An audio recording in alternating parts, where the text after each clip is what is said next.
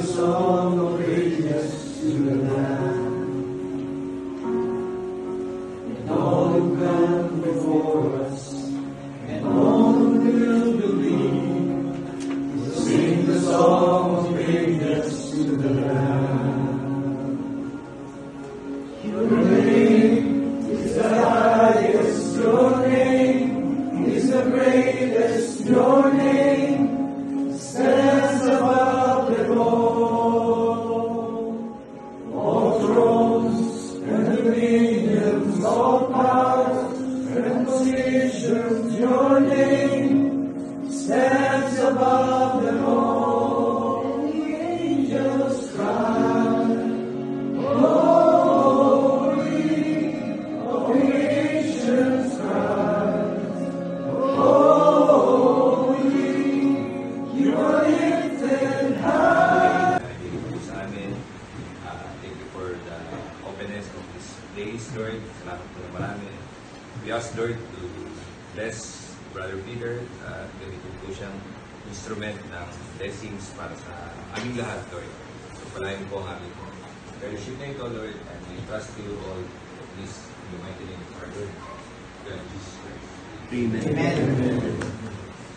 So, kadalasan, di ba, pag year-end na, ginagawa natin coming into the new year, may tinatawag natin mga New Year's resolution, okay? Pero this year, as we close 2025, this is more like a reflection of how we have encountered Jesus Christ and how to move forward. Okay? Simple lang naman yung devotion ko ngayon. Ang title ko dito is First Love, Returning to Your First Love. Parang ganun na. So, I'd like to start by asking you a question. Lahat naman tayo dito alam natin kung anong purpose ng compass. Anong purpose ng isang compass? Direction. Saan tumuturo ang isang compass? North. Yung true north na tinatawag natin. It's designed to point us towards the true north, our true north. To guide us when the path is not clear. Lalo-lalo na kung nasa gubat tayo, naliligaw tayo, a compass is very, very helpful. But when does a compass become unreliable? It's broken. How is a compass broken? Wala lang yung nabagsak, ha? Pero walang hindi siya nabagsak, hindi nabasag yung sa parang how does a compass become broken? Or in other words, unreliable. Maling direction. So, paano siya nagkakamali ng direction? Paano nagkakamali ng direction ng isang compass? Walang signal. Nawawala. So, for that, dapat alam niyo paano nag-work ang compass, di ba? Bakit siya tumuturo sa north? What makes a needle point north? The Magnetic field, no? So a compass becomes unreliable when it is no longer pointing north because yung magnetic field niya somehow distorts the needle, no? But you know the danger of a compass, the unreliability of a compass is that it still works. Nakikita niyo gumagalaw pa rin yung needle, eh. Pero the problem is, if you do not know na hindi na pala siya tumuturo sa north, what happens? Maliligaw ka. Akala mo, diretso pa rin, tama pa rin yung itinatahak mong lugar, o yung dapat mong puntahan. Pero mali na pala. So, ganyan din ang spiritual walk natin. If we follow it without recalibrating ourselves, we end up far where we intended to go. So, this devotion hopefully encourages all of us to recalibrate ourselves. Why are we doing what we're doing? Why are we here? Why are we fellowshipping? Why are we singing songs of praise to Jesus Christ? Kapag hindi natin alam yung purpose for why we do this, then baka mali na yung compass na sinusundan natin. Okay? Naalala niyo ba nung nag-start kayo as a Christian? When you first became a Christian, napaka-clear ng inyong direction. Tama? Study God's Word, obey Him, love Him, share the gospel. Pero somehow along the path, I don't know how long you have become, who you've been a Christian, no? Pero somehow along that Christian journey natin, nawala na yung landas natin. Ano ibig kong sabihin? Nawala na yung passion, nawala na yung commitment, nawala na yung love. What are the things that led us to losing that passion? No? Number one, nandiyan yung hila ng kasalanan. No? Minsan pag may kasalanan tayo, nahihiya tayo lumapit sa Panginoon, or the fellowship, the relationship is not as close as we want to. There are certain distractions in our life. Nagkapamilya na tayo. Kailangan paaralin mo yung anak, buhayin mo yung anak mo, saan mo paaralin, saan, marami, sa trabaho, etc. These distractions also help us lose our focus and our passion. Disappointment in life. No? Financial, relational, health, disappointments. These can hinder us from losing our focus and our passion for God. Correct? And sometimes even the good things, like ministry work. Do you believe that ministry work can also lose our passion and our focus? We think, ito yung delikado eh. Iniisip natin, I'm actively joining in the ministry. Dapat hindi mawala yung passion natin. Pero somehow, may off. Nasa ministry tayo, kagabi, nag-volunteers night ang CCF. So lahat ng mga volunteers na doon, we had fun, pagtuhan, kainan. Pero if you are not aligned to your true north, parang something is off. Masaya, nagkakasayahan kayo, pero something is off. Alam natin na may mali. No? The passion we once had for Christ is no longer guiding us. Ito yung problem. We are still active, but we are not being intimate. Are you feeling that? I'm active ko sa ministry, but somehow I am not very intimate with God. What are some of the magnets that is pulling you away from your true north? Kayo. What are some of your magnets? Your work. Your work? Okay. Ano pa? Relational problem. Relational problems? Anything else? Very common lahat sa atin yun, ano? All of us are working, all of us have relationship with someone, no? Financial. Financials, no? Health. Health, very important. Health, okay? So, if you look at it, hindi naman masama itong mga to. So, iniisip natin, parang nasa tamang landas naman ako. Pero yung pala, hindi na recalibrate yung compass natin. So, we are lost. I want you to turn to Revelation 2, verses 2 to 5.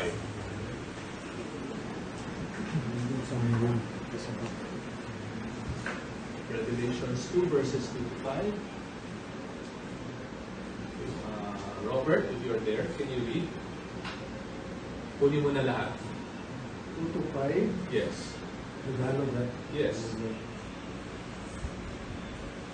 Revelations 2:2.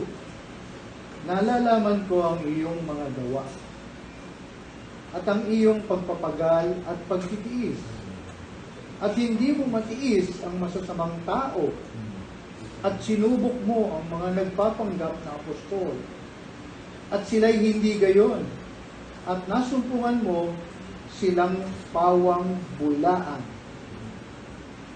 At may pagtitiis ka at tagbata ka dahil sa aking pangalan, at hindi ka napagod.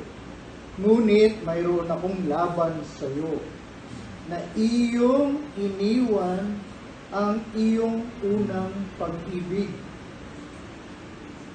Kaya't alalahanin mo kung saan ka nahulog, at magsisi ka at gawin mo ang iyong mga unang gawa, o kung hindi ay paririyan ako sa iyo at aalisin ko ang iyong kandeleryo sa kanyang kinalalagyan, maliban na magsisi ka.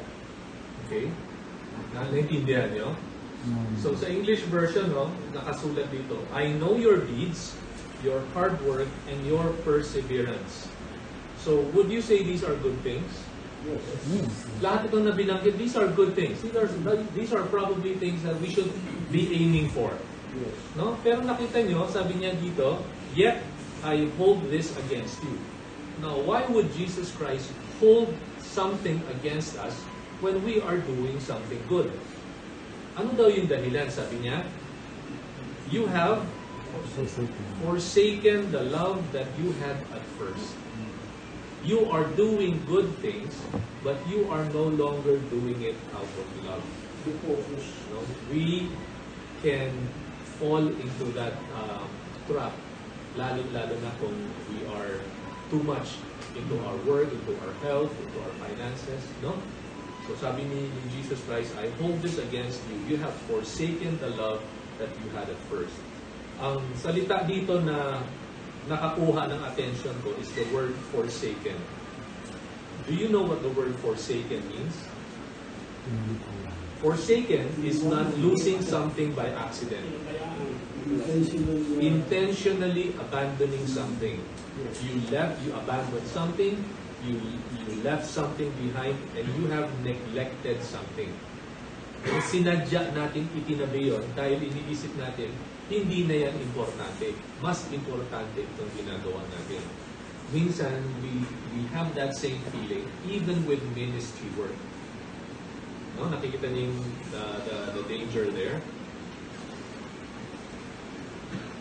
Imagine you have a spouse. Lahat tayo may mga asawa. Halos lahat dito may mga asawa tayo. We provide for food for the house. We provide them shelter. We provide them education, etc. You provide whatever your wife needs. Pero hindi ka intimate sa asawa mo. Hindi kayo nag-date. Hindi kayo nag-uusap. How would your wife feel? Pwede mo bang sabihin, well, ginagawa ko naman ng obligasyon ko sa pamilyang ito eh. Pero pag ginagawa natin yun, pero wala naman tayong intimacy sa family, the family will not be happy. No? So ito yung nafe-feel probably ni Jesus Christ. I can see the good things that you're doing for me. But I can also see that you have forsaken the love of why you're doing it to me in the first place. Nawala na yung passion. Naintindihan niyo? Pero sabi niya dito, He gives the solution on how to become intimate with Him again. What is the solution? Do you see? Repent and Bumalik sa dating pagiging. repent and do the things you did at first. Ibig sabihin, you were doing something good that I was pleased with at the beginning, and then you have intentionally forsaken them. Ngayon, para bumalik yung intimacy sa akin, dapat matandaan ninyo ano ba ang nag-motivate sa inyo para gawin yung ginagawa nyo para sa akin ngayon. Ibalik ninyo yung nawala. Okay? The reason why I chose this devotion is because late this year, itong mga siguro 2 months ago, CCF requested me if I can do a Taglish worship service ng 3 p.m. sa Alabang. So sabi ko, that's a challenge. So parang I'm willing to take up that challenge. So sinabi ko sa misis ko, you know what she said? And she's being honest, and I'm being very honest with you guys. Sabi niya, how can you accept a very serious role like that if you are not rooted in God's Word? Kasi nakikita niya, and I'm confessing it to you, my quiet time is not as consistent as I want it to be. Okay? Minsan nakakalimutan ko, minsan basta madalas hindi niya nakikita. And for me, as my wife, she is my true north. Siya ang nagsasabi sa akin, kilala niya ako, she knows me more than anyone. And she has the capacity and she has the right to tell me kung ano yung nakikita niya sa akin, kung ano yung mga pagkukulang ko. Hindi naman sa ipahiya ako o ano, pero gusto niya ipakita sa akin saan ka nang kulang, saan ka dapat mag-adjust. So, it hit me. Sabi ko, oo nga no, I cannot take on this role and I should not take on this role because somebody asks me to do it, or it's a challenge to me. If I am not rooted in God's Word, it's very, very dangerous for me to take up this role. No? I realize that ministry does not equal intimacy. Para sa ating lahat yun. I can be part of a ministry, I can be very active and visible in my ministry, but if my personal walk with God is not intimate, something is off. May sublime. And I cannot do that. Okay? It's easy for us to serve without being surrendered. The conversation reminded me that passion for Christ must begin in the private places and not in the public ones only. Okay? So how do we recalibrate our compass to rekindle our first love for Jesus Christ? Somebody turn to Proverbs 3 verse 6. Proverbs 3 verse 6. Lito? Okay, so in all our ways, what should we do? Acknowledge Him. So, how do we acknowledge Him? And when we do, what does He promise to do? He will make our path straight. Ibig sabihin, i-align niya yung sarili natin sa kagustuhan niya. Okay? So, dalawang points lang ang gusto kong i-share sa inyo. They may seem very general, pero gusto ko sanang i-meditate natin itong dalawang points na to. Because they may be simple, but they are the only solution for us to go back to our first love. The first one is priority. Okay, make Him our priority. So, Jesus Christ above all else. So, kadalasan pag sinasabi natin we prioritize Jesus Christ, we put Him on top of the list. Right? What does it mean when we put Jesus Christ on top of the list? Pagkagising natin, we open our Bibles, we read our devotion for the day, and tapos na. Pero sinasabi ni Jesus Christ, priority does not mean you put me on top. Priority means you put me in the center of everything. Kasi pag sinabi natin, you put me on top of your list, ginagawa lang natin siyang listahan. Pagkagising ko, babasa ako ng devotion ng Bible, tapos na. And then I go to work, kamunduhan na lahat. So, nakakalimutan ko na siya. But if we make Jesus Christ as the center, the priority of everything that we do throughout the day, talking to our wives, at work, talking to our employees or our boss, when we're driving, when we're mingling with other people, siya ang una nating iniisip bago tayo mag-respond sa tao. Yun ang ibig sabihin ng priority. Naintindihan nyo? It's not putting Him on top, it's putting Him at the center. Think of a newlywed couple, bagong kasal na mag-asawa. Napapansin nyo lahat ng schedule nila ay nakatuon sa bawat isa. My wife is very, I think this is part of her gift. Minsan hindi ko nga nagagawa. Halimbawa, lalabas kami, no? Tapos naglalakad kami.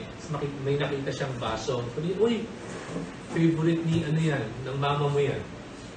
So, bibilihin niya para sa mother ko. Ibig sabihin, buong araw na yon, hindi niya nakakalimutan yung mother ko. Everything na makita niya na may experience niya reminds her of my mother or family member or loved one.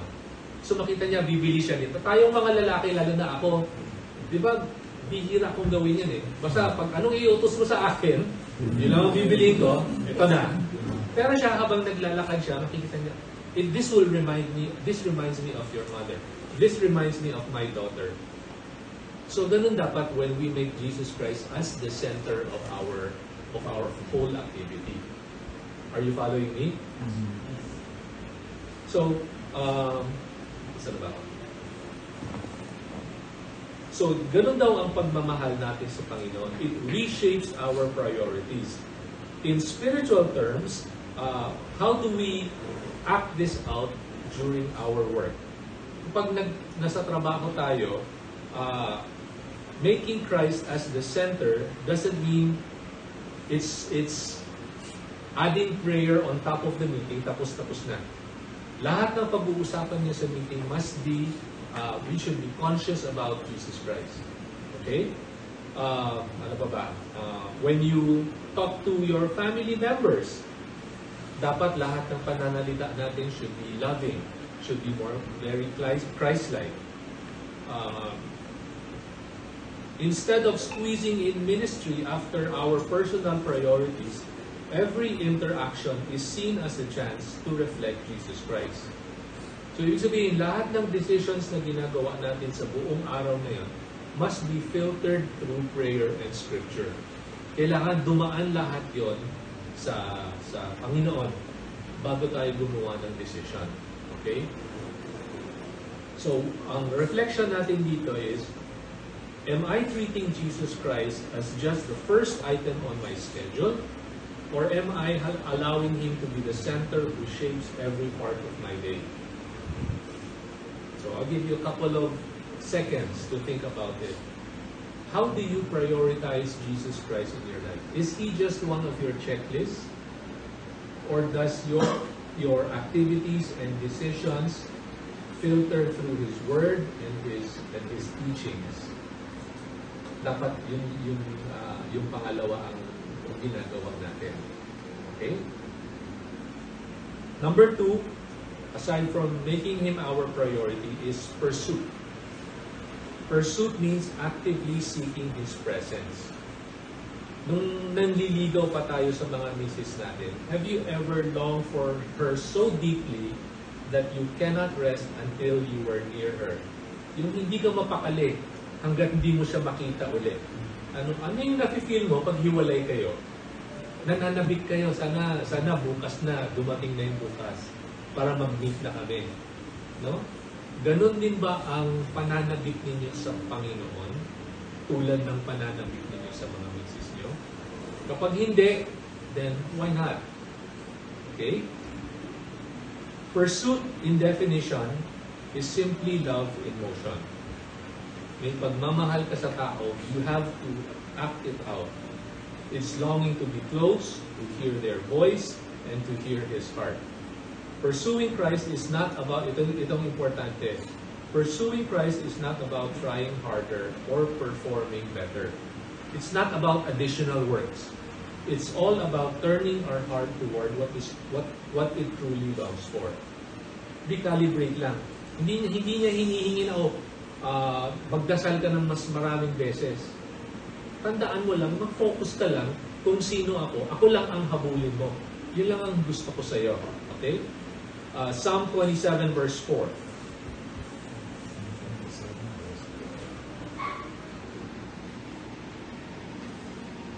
Alan, if you're there. Psalm 27 verse 4.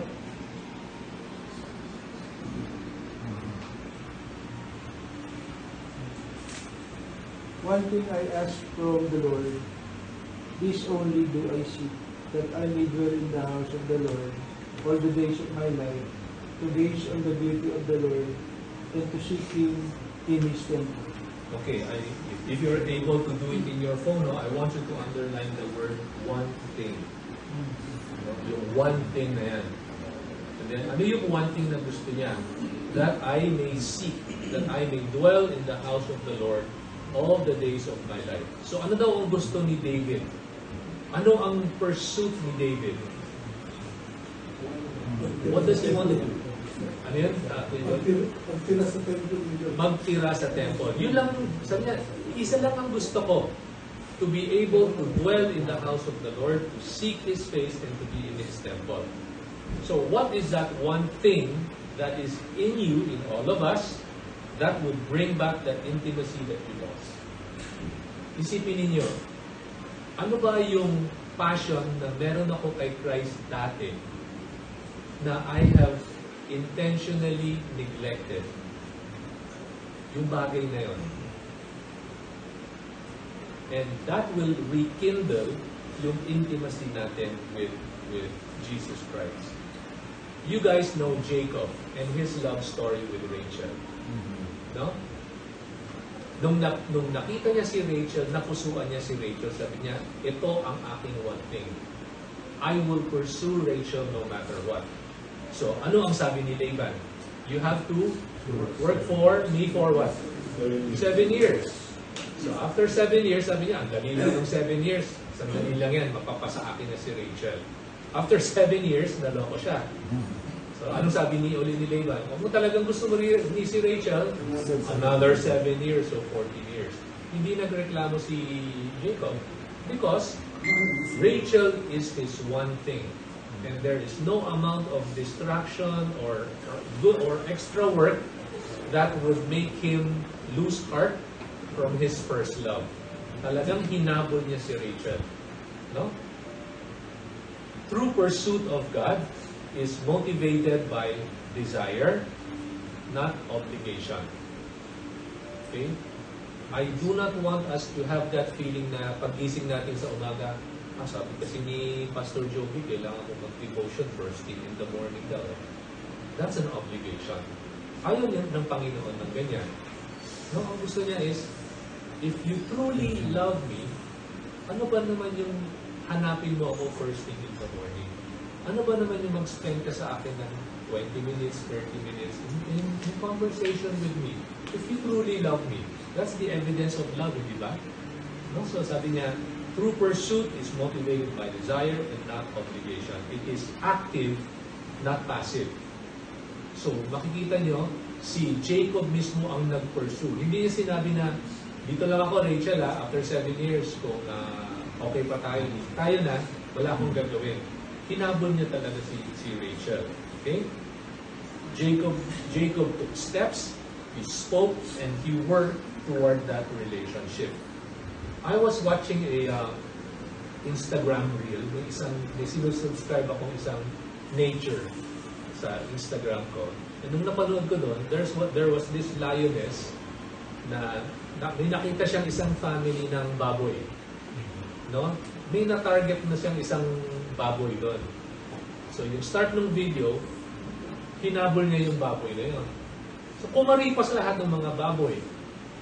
Pero nakikita mo sa mata niya, saka sa movement niya, ito lang ang gusto ko. So makikita niyo sa video, kahit malayo yung target niya, may kumakaripas sa harap na baboy, pwede niyang sunggabin kasi dumaan na sa harap niya eh. Pero pinalagpas niya lahat yun. Kasi anong mangyayari kung nakita niya, uy, may mas malapit dito. What would happen if he lost track of his target and decided to pursue another pig that's closer? What would happen? Anong mangyayari? Maaaring hindi niya mahabol. Tapos pagbabalikan niya uli yung target niya, wala na, nakatakas na. So makikita niyo yung focus ng yung lioness na yun. Yung mata niya nandoon lang sa prey, kahit na may mga distractions na dumaan sa harap niya, hindi siya nagpa-distract. Naka-focus lang siya doon sa ano. Eventually, pag nakita niya yung video, nahuli niya yung baby na baboy. So, intimacy with God requires intentional action. So, ano yung mga natutunan ko dun sa lioness na yan? Number 1, focus on the target. How do we as Christians pursue Christ by focusing on the target? What is our target? What's our target? What is your target if you want to pursue Christ? Christ-likeness. Okay, so how do we achieve Christ-likeness? Walk with Him. Okay. Read Scripture. Okay, that's the only way for us to know Him. Develop a habit of prayer. Develop a habit of prayer. Okay? Worship. Obedience. These are the things that we should target. Kailangan gagawin natin ito madalas. Maging part ito ng lifestyle natin, ng buhay natin. Okay? Pursuing Christ is moving toward Him. Like a lioness moving toward its prey. Okay? Number 2, avoid distractions. Marami tayong distractions when we try to pursue Christ. Because that's the job of the enemy. Okay? Never allow distractions. Minsan may darating na tawag mula sa work. Minsan magkakasakit yung ganun, may kailangan mong i-attend itong bagay na to. Never allow these distractions to take your eyes away from your target. Clear? Number 3, you need to pursue with intensity. The lion was not just jogging. Talagang hinabol niya. Kahit na maliit lang yung biik na hinahabol niya, hindi siya nagja-jogging. Talagang hinabol niya with intensity. So, what does that mean? We need to pray. Ito yung practical terms. Pray in spite of, halimbawa, walang nangyayari sa prayer natin. Kadalasan we get discouraged when things are not going our way. We stop praying, we get discouraged. No? Praying, pursuing Christ with intensity means pursuing Him kahit na things are not going our way. Tuloy-tuloy lang dapat. Okay? So, reflection moment. What does my pursuit of Christ look like today compared to when I first believed? I-compare ninyo. Do I pursue His presence as much as I pursue my success, my comfort, and my career? Pareho ba ng intensity? No? Sana mas higit pa yung pursue natin kay Jesus Christ compared to how we pursue all other things in life. I want to share with you a personal story about my wife. We're Chinese, especially her, no? She grew up in a Buddhist family. So, no sa kanila ang Christianity. Tabu yun. So, when she became a Christian, tutol na tutol yung mother niya sa kanya. To the point na she cannot read her Bible like this in public. Inaagaw ng nanay niya, pinupunit, tapos tinatapon sa basura. So, sabi niya, Lord, I want to be intimate with you. I want to pursue you. Sabi niya, the only way for me to read your word is in the middle of the night. Sabi niya, please help me to wake up.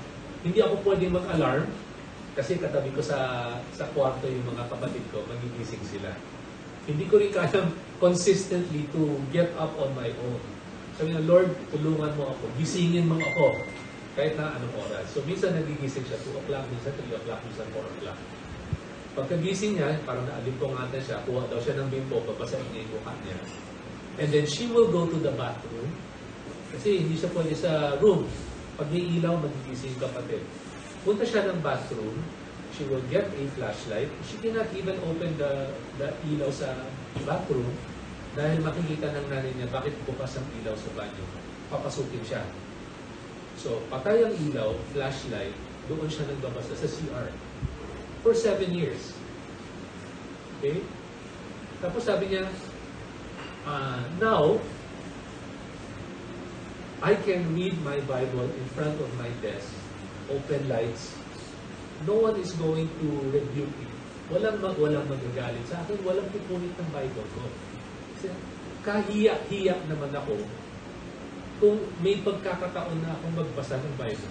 Tapos I neglect to do it. When in fact, before when I was a new Christian, I had to really make an effort to read God's Word. Sabi niya, you know, I somehow in my journey, I lost that passion to want to wake up and read God's Word. Kasi nga, because maybe things are very easy. No? So kaya, na-taken for granted niya. Sabi niya, I want to go back again to the point when I was a young Christian, where I had to wake up in the middle of the night and to read my Bible for 7 years. So yun yung sa atin. Isipin natin, ano ba yung passion natin, yung one thing natin when we were a new Christian?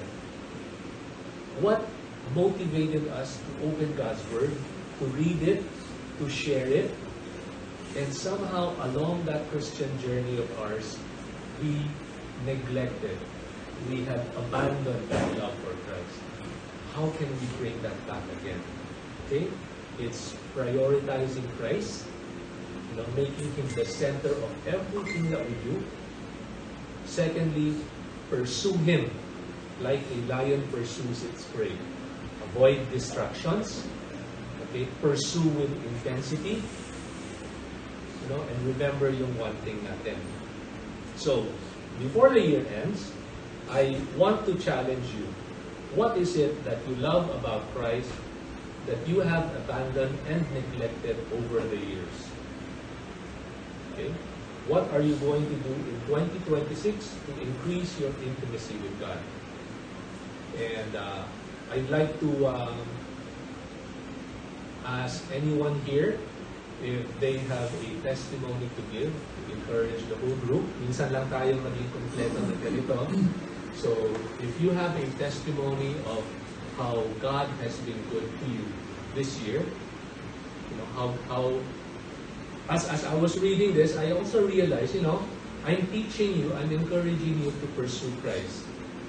Pero all the while, Christ was also pursuing us. Did you notice that? Kahit na anong layo, we intentionally want to walk away from Him for whatever reason.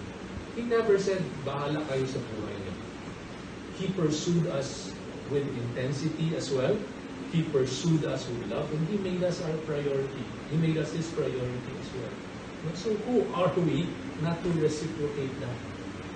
No? So, and does anyone want to share a testimony? Our hearts have sometimes grown cold in different places. We have allowed distractions, disappointments, and daily routines in our life pull us away from the joy of knowing You. Father, after today's lesson, after today's insights and sharing, help us, Lord, to choose to return to You. Help us to remember the love that we have at first, but through our spiritual journey, we have abandoned them, we have neglected them, Lord. Help us to repent of what has dulled our desire, and help us to repeat the things that once stirred our hearts. Rekindle in us, Lord, the passion to pursue You and to love You more, not just in the ministry, but also especially in intimacy. We pray, Lord, for the coming 2026, that it will be a year of deeper pursuit, a richer devotion, and a renewed fire towards You. In Jesus' name we pray. Amen.